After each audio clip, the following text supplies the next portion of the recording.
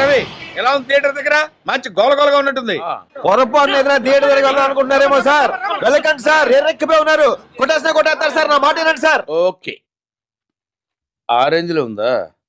ఐరనే వంచాలా ఏంటి అని మనల్ని వంచేశారు థియేటర్ లో. ఐరన్ గట్టిగానే దించారని చెప్పాలి. ఈ మూవీ ట్రైలర్ చూసినప్పుడు ఇది ఏదో ఎత్తిపోయేలా ఉంది అనుకున్నా. బట్ కొండన్న గురించి తెలిసిందేగా, ఇంటర్వ్యూస్ లో ఆ కొంచెం కాన్ఫిడెన్స్ ఎక్కువ చూపిస్తూ ఉంటాడు. ఆ కాన్ఫిడెన్స్ తోనే వెళ్ళా. బట్ కంప్లీట్ గా డిసప్పాయింట్ చేశారు ఈ మూవీతో. పరశురామ్ గారు గీతా గోవిందం నుండి ఇంకా బయటికి రాలేనట్టుంది. సేమ్ అదే మ్యాజిక్ రిపీట్ చేద్దాం అనుకున్నారో ఏమో, బట్ నాకైతే ఎక్కడ వర్కౌట్ అవ్వలేదు. మూవీ ప్లాట్ విషయానికి వస్తే, గోవర్ధన్ అనే ఒక స్ట్రిక్ట్ మిడిల్ క్లాస్ అబ్బాయి లైఫ్ లోకి ఒక అమ్మాయి వచ్చి తనకి తెలియకుండా వాళ్ళ ఫ్యామిలీ మీద బుక్ రాస్తే తను ఏం చేశాడు, ఆ బుక్ లో ఏముంది, లాస్ట్ కి ఏమైంది అనేది remaining part of the story. Movie start అవడంతోనే మన విజయ్ దేవరకొండ పోక్రీ రేంజ్ ఇంట్రోతో ఒక ఎంట్రీ ఇస్తాడు. ఇంకా ఆ తర్వాత మూవీ కంప్లీట్ గా స్లో పేస్ లోకి వెళ్తుంది. ఫ్యామిలీ సీన్స్ కొంతవరకు బానే ఉన్నా, బట్ మూవీ ప్రోగ్రెస్ అయ్యే కొద్దీ చాలా ఫోర్స్డ్ గా అనిపించింది. లిటరల్లీ ప్రీ ఇంటర్వెల్ వరకు ఈటీవీలో సీరియల్ చూస్తున్న ఫీల్ అయితే వచ్చింది. కామెడీ సీన్స్ ఎక్కడ వర్కౌట్ అవ్వలేదు. ఇంకా డైలాగ్స్ ఎవరు రాశారో తెలియదు కానీ చాలా క్రింజ్ గా రాశారు. కొండన్న మాడ్యులేషన్ కూడా ఎక్కడ చేంజ్ లేదు. అన్ని మూవీస్ లో ఒకటే మాడ్యులేషన్ లా ఉంది.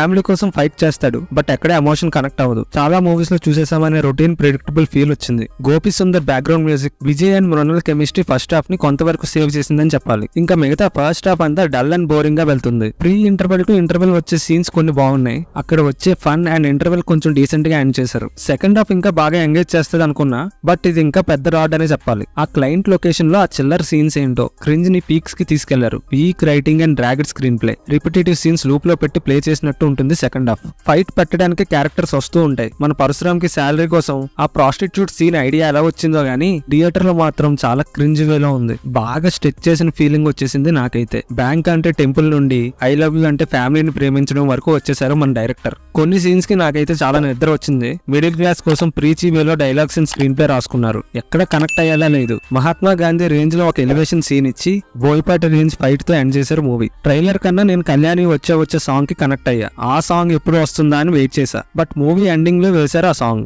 ఆ టైం కి సాంగ్ చూసి ఇంట్రెస్ట్ కూడా పోయింది నాకైతే. రెండు జేబుల్లో చేతులు పెట్టుకుని నడుచుకుంటూ వెళ్ళిపోయా. Performances wise Vijay previous movies acting చేశాడు. No difference. కామిక్ టైపింగ్ కొన్ని సీన్స్ లో బాగుంది. ఇంకా మృణాల్ మూవీలో 80% ఏడుపు మొగం పెట్టుకునే ఉంటుంది. మిగతా క్యాస్ట్ అంతా ఓకే. మ్యూజిక్ అండ్ బీజిఎం పర్లేదు. Editing and cinematography is bad. Parasuram ఈ సేమ్ ఫార్మాట్ స్టోరీస్ నుండి బ్రేక్ తీసుకుంటే మంచిది అనిపించింది నాకైతే. ఫైనల్ గా నాకైతే ఈ మూవీ అయితే వర్కౌట్ అవ్వలేదు.